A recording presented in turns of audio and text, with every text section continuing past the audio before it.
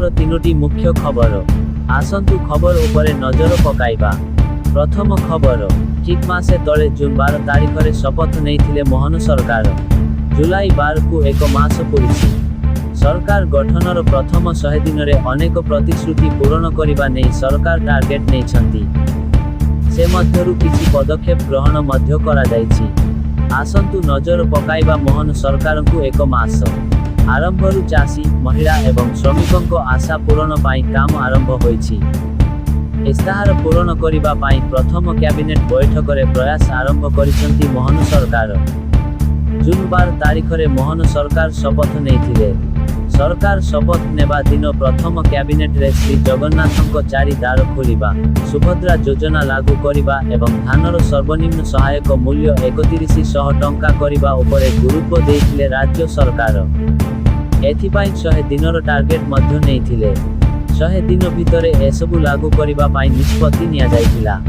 ଶପଥ ଗ୍ରହଣର ପରଦିନ ମୁଖ୍ୟମନ୍ତ୍ରୀ ଏବଂ ମନ୍ତ୍ରିମଣ୍ଡଳର ସଦସ୍ୟଙ୍କ ଉପସ୍ଥିତିରେ ଶ୍ରୀଜଗନ୍ନାଥଙ୍କ ଦ୍ୱାର ଖୋଲାଯାଇଥିଲା।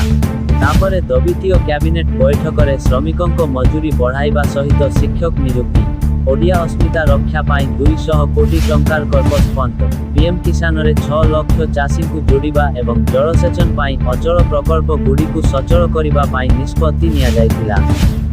ଏପଟେ ମୋହନ ସରକାରଙ୍କୁ ମାସେ ପୂରିବା ପରେ ବିରୋଧୀ ମଧ୍ୟ ମାସକର ହିସାବ ମାଗିଛନ୍ତି। କଂଗ୍ରେସ ବିଧାୟକ କହିଛନ୍ତି ବିଜେପି ଯେଉଁସବୁ ପ୍ରସଙ୍ଗକୁ ଇସ୍ତାହାରରେ ରଖି ସରକାରକୁ ଆସିଥିଲା, ମାସେ ବିତି ଯାଇଥିଲେ ବି ଗୋଟିଏ ହେଲେ ବି ଇସ୍ତାହାର ପୂରଣ କରିନାହିଁ। ମଦ ବନ୍ଦ କରିବା, ଚିଟ୍‌ଫଣ୍ଡ ଅର୍ଥ ଫେରାଇବା, ୟୁନିଟ୍ ବିଦ୍ୟୁତ ମଗଣା ଦେବା, ଧାନର ଏମ୍ଏସ୍ପି 3100 ଟଙ୍କା କରିବା ପାଇଁ ବିଜେପି ପ୍ରତିଶ୍ରୁତି ଦେଇଥିଲେ ମଧ୍ୟ ଏପର୍ଯ୍ୟନ୍ତ କିଛି ବି କରିନାହାନ୍ତି। ବିଜେଡି କହିଛି ସରକାରକୁ ମାସେ ହୋଇଛି, ଏବେ କିଛି କହିହେବ ନାହିଁ। କିନ୍ତୁ 2014, 2019 ଏବଂ 2024ରେ ଯାହା ବିଜେପି ଇସ୍ତାହାର ପ୍ରକାଶ କରିଥିଲା ତାହାକୁ ପୂରଣ କରନ୍ତୁ ବୋଲି କହିଛି ବିଜେଡି। ସେପଟେ ବିଜେପି ନେତା ତଥା ପରିବହନ ମନ୍ତ୍ରୀ ବିଭୂତି ଭୂଷଣ ଜେନା କହିଛନ୍ତି ଯେ ଯାହାକୁ ଯାହା ଦାୟିତ୍ୱ ମିଳିଛି ସଠିକ ଭାବେ ତାକୁ ନ କରିପାରିଲେ ଆମେ ବିଦା ହେବୁ ବୋଲି ଅଘୋଷିତ ନିର୍ଦ୍ଦେଶ ଆମକୁ ମିଳିଛି ସାରିଛି। ଗତ ଜୁନ୍ 12 ତାରିଖରେ ମୋହନ ସରକାର ଶପଥ ନେଇଥିଲେ। ଏହା ଲୋକଙ୍କ ସରକାର ବୋଲି ସରକାରୀ ଦଳ ନାରା ଦେଇଛି। ଏଥିପାଇଁ ମୁଖ୍ୟମନ୍ତ୍ରୀଙ୍କ ଅଭିଯୋଗ ପ୍ରକୋଷ୍ଠରେ ଅଭିଯୋଗ ଶୁଣାଣି ଆରମ୍ଭ ହୋଇଛି। ସେହିପରି ରତ୍ନ ଭଣ୍ଡାର ଖୋଲିବା ନେଇ ସରକାର ଆଗକୁ ବଢୁଛନ୍ତି। ପରବର୍ତ୍ତୀ ଖବର, ସ୍କୁଲ ପ୍ରତି ଛାତ୍ରଛାତ୍ରୀଙ୍କୁ ଆକୃଷ୍ଟ କରିବା ସହ ପୁଷ୍ଟିକର ଖାଦ୍ୟ ଯୋଗାଇ ଦେବାକୁ ଆରମ୍ଭ ହୋଇଥିଲା ମଧ୍ୟାହ୍ନ ଭୋଜନ ଯୋଜନା। ହେଲେ ଏବେ ପ୍ରହସନ ପାଲଟିଛି ପିଲାଙ୍କ ପୋଷଣ। 5 ଟଙ୍କିଆ ଆହାର ପାଇଁ ସରକାର ପ୍ଲେଟ୍ ପିଛା 20 ଟଙ୍କା ଖର୍ଚ୍ଚ କରୁଛନ୍ତି। ହେଲେ ସ୍କୁଲ ପିଲାଙ୍କ ମଧ୍ୟାହ୍ନ ଭୋଜନ ପାଇଁ ଦେଉଛନ୍ତି ମାତ୍ର 5 ଟଙ୍କା 90 ପଇସା। ବିଭିନ୍ନ ସର୍ଭେ ରିପୋର୍ଟରେ ଓଡ଼ିଶା ମୁଣ୍ଡରେ ଅପପୁଷ୍ଟିର କଳଙ୍କ ଲାଗିଥିବା ବେଳେ ମିଡ୍ ଡେ ମିଲ୍ ଜରିଆରେ ପୋଷଣ ଯୋଜନା ବାଟବଣା ହୋଇଛି। ପୋଷଣ ନାଁରେ ପ୍ରହସନ, ପିଲାଙ୍କ ସହ ଚାଲିଛି ଖେଳ।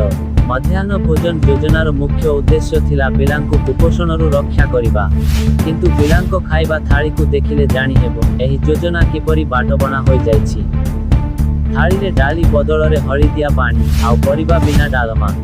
ମହଙ୍ଗା ମାଡ଼ରେ ନୟାନ୍ତ ହୋଇଗଲାଣି ମଧ୍ୟାହ୍ନ ଭୋଜନ ଯୋଜନା। ତେବେ ଅଣ୍ଡା ଦେବା ପାଇଁ କିପରି ସ୍କୁଲ କର୍ତ୍ତୃପକ୍ଷଙ୍କ ଅଣ୍ଡା ଭାଙ୍ଗିଯାଏ ତାହା ବର୍ଣ୍ଣନା କରିଛନ୍ତି ଶିକ୍ଷକ।